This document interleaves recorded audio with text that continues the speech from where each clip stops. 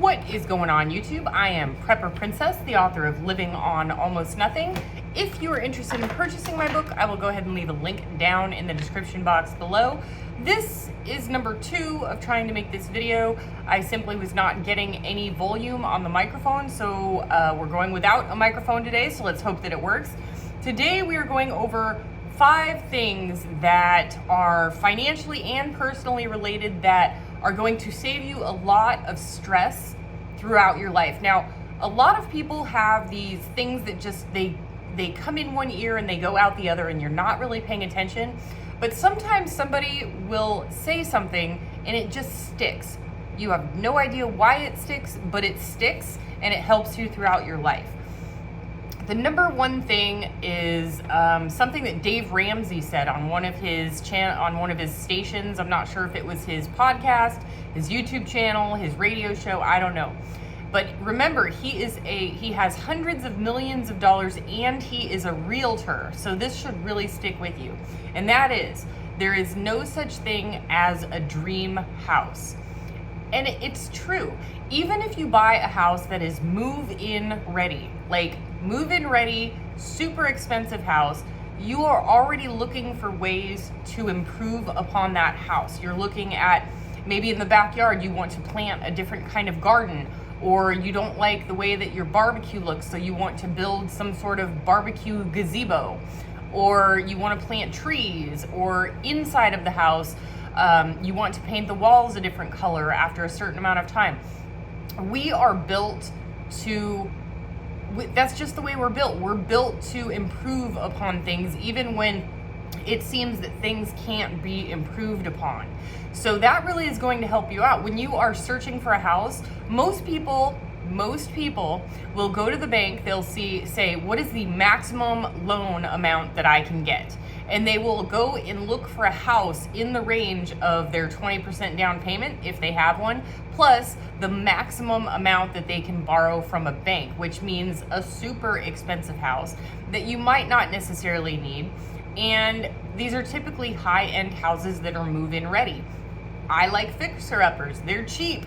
And it wouldn't matter if I'm buying a fixer-upper or a super expensive house, I'm still going to walk in and start changing things right away. So just keep that in mind. There's no such thing as a perfect house. This is going to help you in buying a house that meets your needs, not exceeds your needs. And when you buy a house that is fitted correctly for you, that is the right size for you or you and your family, you are going to be saving a whole lot of money when you're looking at things like that. Also, just as a standard word of advice, when looking at a house, look at a house for what it could be, not what it currently is, and that is really going to save you a lot of money too if you decide to buy a fixer-upper. Number 2, ruffling some feathers. It is okay to be poor. It is not okay to stay poor. This is true for if you live in a first world country like the United States of America. There is so much opportunity in first world countries that there is absolutely no excuse to stay poor. There's no excuse. If you are, and the majority of people are going to get into debt and then they're going to spend the rest of their lives in debt trying to dig themselves out of a hole that they dug for themselves. And the biggest thing that keeps you poor is debt. I mean, every time I talk to somebody who cries poor, I say, what would be the number 1 indicator? What would make you be better off? They'd say, getting rid of my debt. And yet they, instead of choosing to take on a second job or a third job, or finding another source of income, or investing the extra money that they do have so that that money does produce income for them so that they can get out of debt, they think that there is no other way, so they just choose to stay poor. And of course, I shouldn't have to mention this, but I always do because people get really butthurt. Yes, there are going to be certain circumstances in 0.5% of the population where you are going to be poor and remain poor.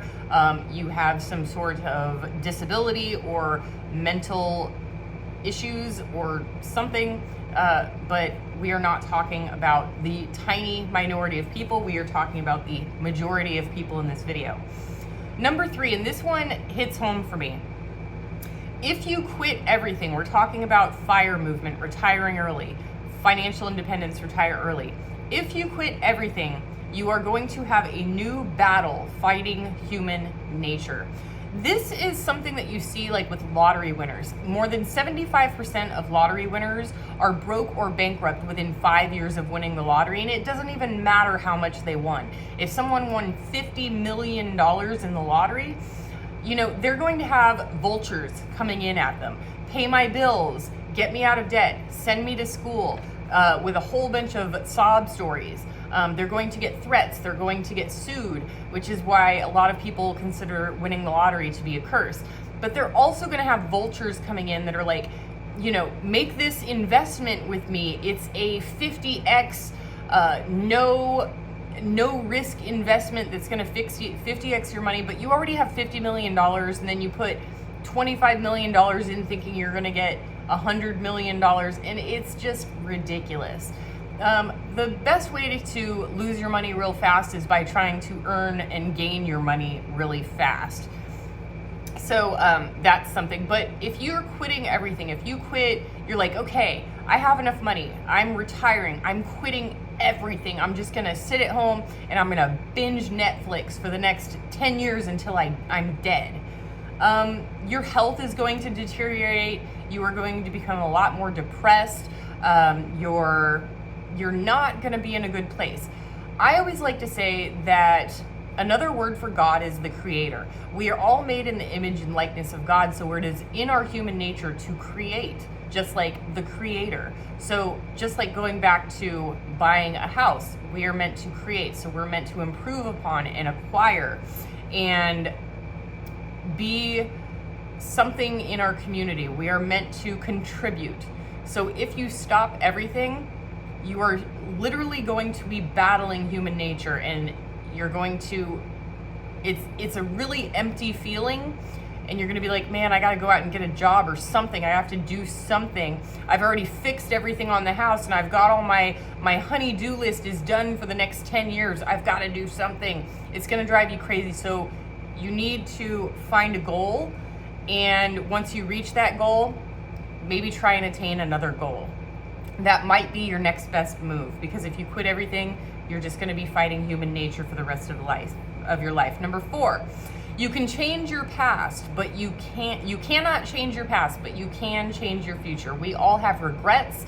We all look at our past. I wish I saved more. I wish I invested more. I wish I spent more time with my family. This is the type of thing that you hear on the deathbed of people who are dying. Today, you're sitting here watching this video. You have the ability to change your future. If you have had a really bad first half of your life, dedicate yourself to making the second half of your life the best possible life you could possibly have.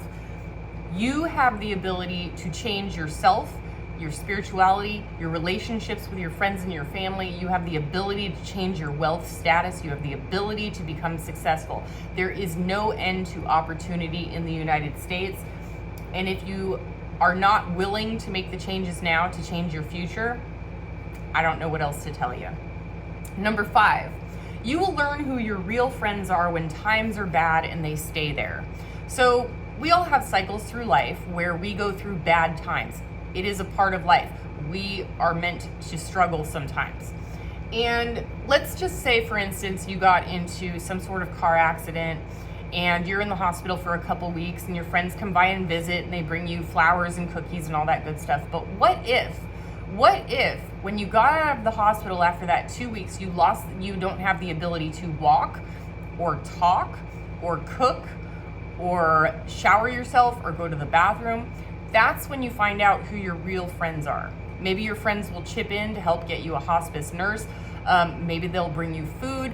Maybe they'll stick you in a wheelchair and take you for a walk around the block a couple of times a week in order to get some fresh air and help you to have some boosted morale. Maybe even if you can't talk back, they'll still talk to you. They'll tell you how their week went, what's going on in the news. They'll tell you all that sort of stuff.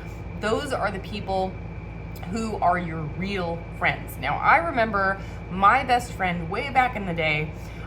He was going through bankruptcy. And if you all don't understand, bankruptcy is not just a short-term thing. It is a long-term problem. You can't get credit.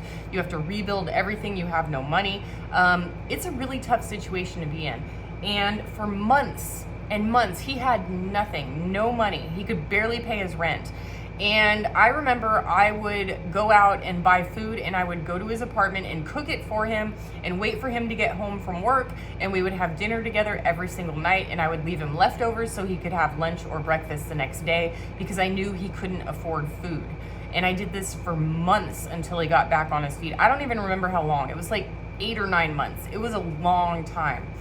And that's how you learn who your real friends are, is when things are bad, but they're not going to get better anytime soon, and they still stick around. Now here is number 6, and this is a bonus.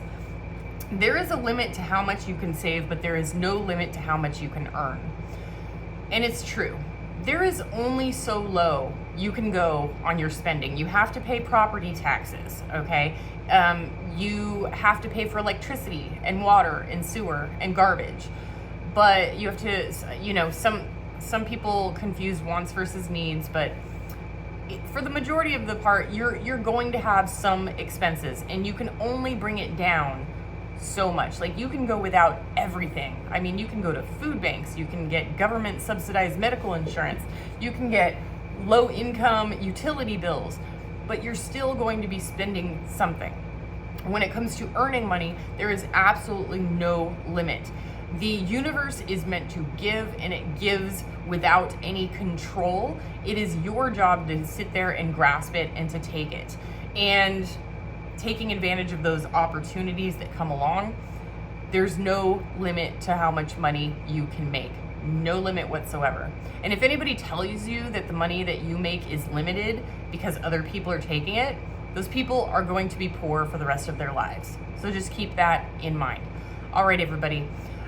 Please be sure that if you liked or disliked this video to hit the thumbs up or the thumbs down button. Totally up to you, but that really helps out with the YouTube algorithm and gets these videos recommended on other people's feeds so that we can continue to teach financial education and how to save money in this crazy world that we are living in. And if you don't do it, my videos are not going to get recommended as much on YouTube. All right, everybody, do what you can with what you've got. Prepper Princess out.